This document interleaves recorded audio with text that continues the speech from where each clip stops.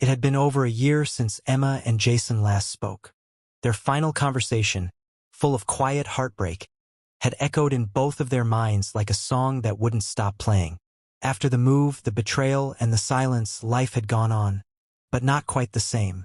Jason had stayed in Portland for another 8 months, finding bits of himself again in the stillness. He'd become an avid hiker, spent weekends photographing mountain trails, and finally redecorated the apartment. But he no longer danced in the kitchen, and he never ordered Thai. Emma had returned to Ohio, to the familiar streets of their childhood. She'd taken a job teaching photography workshops at a local art center. People said she seemed quieter now, more grounded. She smiled, but the light behind it flickered. They weren't bitter anymore, just distant, like a memory behind frosted glass. Chapter 1, The Crossing. It was early autumn when they met again, not planned, not expected. Emma had flown to Chicago for a gallery exhibition, and Jason, now working remotely, was passing through for a tech conference. They spotted each other at a small cafe off Michigan Avenue. Jason saw her first, standing in line, adjusting her camera strap. Time didn't rush or stop. It just paused gently. Emma turned, caught his gaze. Her breath hitched slightly. "Jason?" she said softly. He gave a small smile. "Hey, Em." Chapter 2, Awkward Beginnings. They sat together, almost out of habit, at a small table near the window. The conversation was cautious, old friends trying not to step on shards of what had once broken. "How's Oregon?" she asked. "I left about 6 months ago." She nodded. "I figured. I saw your name pop up in some photo forums."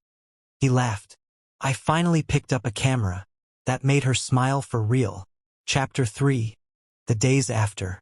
They ended up spending the rest of the afternoon together. Walking, reminiscing, laughing more than either expected. It was surprisingly easy, and a little sad. Before leaving, Jason hesitated. "You still have my old number?" Emma nodded. "I'm not asking for anything, but if you ever feel like talking again, you can." She looked at him for a long second. "Maybe I already am." Chapter 4, Small Steps. Over the next few months, they started talking again, casually at first. A message here, a photo there. Soon they were having long video calls, discussing art, life, the stupid things their cats did. Emma apologized again, this time not crying, just honest. "I was lost," she said one night, "and I broke us before trying to fix me." Jason nodded. "And I think I was too proud to admit how much I still cared." There was no rush, no promises, but something gentle began to grow again. Chapter 5, Return. On New Year's Eve, Jason came back to Ohio. Not forever, just to visit. They met at the same park they used to walk through as teenagers. Snow blanketed the ground, and the air was still. "Do you remember the bench over there?" Emma asked, pointing to a worn wooden seat under a tree. "Of course," he smiled. "That's where we carved our initials." They walked to it. The carving had faded, but it was still there. "We were kids," she whispered. "We're not now." He took her hand, and this time she didn't let go. Chapter 6. The Year That Followed. They didn't rush back into love. They took time, therapy, hard conversations, setting boundaries, rediscovering who they were alone before finding who they could be together. It wasn't a perfect path. Old wounds surfaced. New fears crept in. But they chose honesty. They chose effort. By summer, Jason had moved back to Ohio. They didn't live together yet, but they spent every weekend hiking, making pancakes, and building new traditions. They no longer tried to relive what they had. They were writing something new. Chapter 7, The Letter. On their old anniversary, Emma gave Jason a letter. Handwritten. Honest. It read, "Maybe our first story ended. Maybe it had to. But if this is our second chance, I want to write it with you. No perfect lines. No erasing the past. Just real. Just us. From the beginning again." Jason folded it carefully and placed it in his coat pocket. Then he kissed her. Chapter 8. A New Chapter. A year later, they got engaged. Not in some grand public way, but on that same bench in the park, with snow falling again and warm coffee in hand. Emma said yes, not because they'd forgotten the pain, but because they had grown from it. Chapter 7: The House They Built. After the funeral, the Whitmore children, David and Ruth, returned to Clearwater Beach. The small house near the Gulf still smelled faintly of lemon polish and fresh bread, as if June had just baked something for Harold. The porch swing creaked gently in the breeze. Nothing felt gone. Everything felt suspended. David sat in his father's old chair and stared out at the ocean. Ruth flipped through her mother's journals, tears staining the ink. In the attic, they found boxes filled with photographs, love letters from the 1950s, Harold's Army medals, and a VHS tape labeled simply, "For later." They played it that night. Chapter 8. A Message from the Past. The screen flickered. Harold appeared, older, already gray but with the same calm voice. "If you're watching this," he said, "then we're probably gone. Or, as June liked to say, off somewhere slow dancing in the stars. This house, this life, it was built on love, not bricks. We hope you felt it. Now it's yours to carry." Then June appeared, wearing her sun hat, smiling. "Don't cry too long. Love is meant to grow, not to stay still. Take it with you. Pass it on." They both waved. Then the screen went black. That night, neither David nor Ruth slept. Chapter 9. What Remains.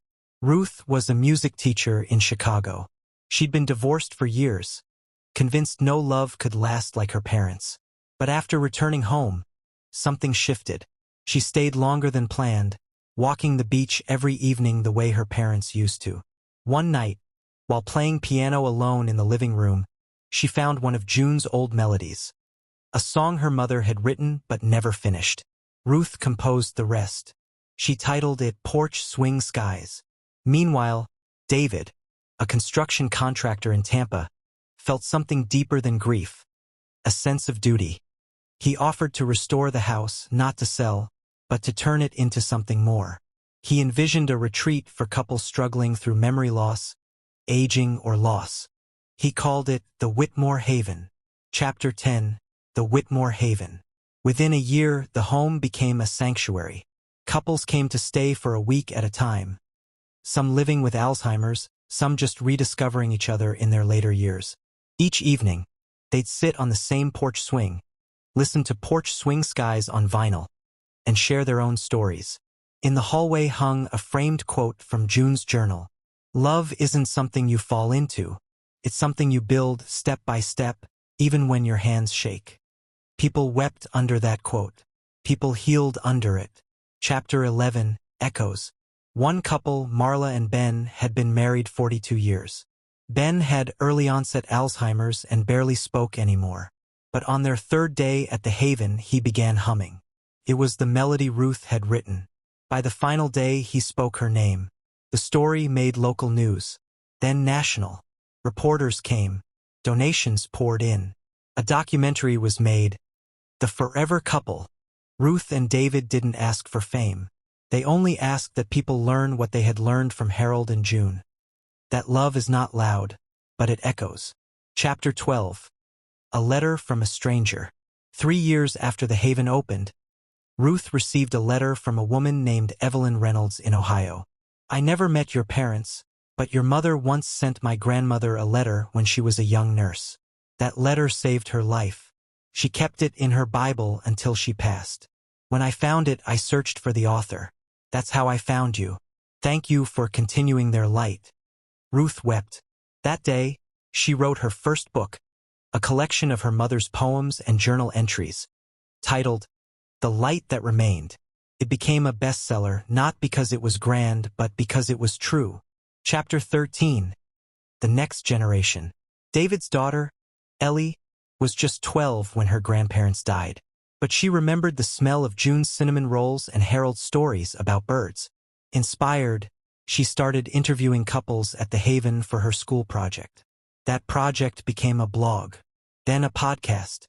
By 17, she was hosting Porch Talk, a top-ranking show where elderly couples shared their greatest lessons. One episode went viral.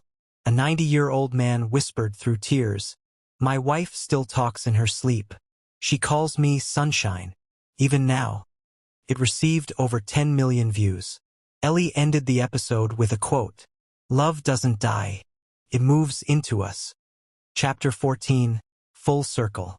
On the 10th anniversary of Harold and June's passing, the Whitmore Haven held a candlelight gathering. Dozens of couples, some with walkers, some holding oxygen tanks, gathered on the lawn beneath the same string lights from the night Harold first asked for pie. Ruth played her mother's melody on the piano.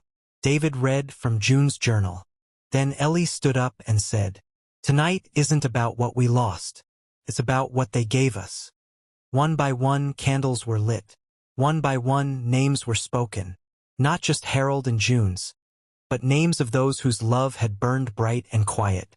Chapter 15, Legacy. 25 years later, the Whitmore Haven was still standing. Ruth had passed on peacefully, her music archived in the Library of Congress.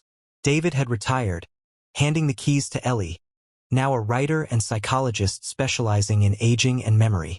Tourists still passed the porch swing, now sealed in glass with a sign that read, "Here love didn't end, it evolved." And in a quiet room in the back of the house, a small TV still held the VHS tape. Occasionally, someone would play it again. Harold would appear, eyes soft. June would wave, and someone, young or old, would understand, maybe for the first time in their life, that real love isn't in fireworks or words. It's in the swing of a porch, the echo of a piano, and the hand that doesn't let go.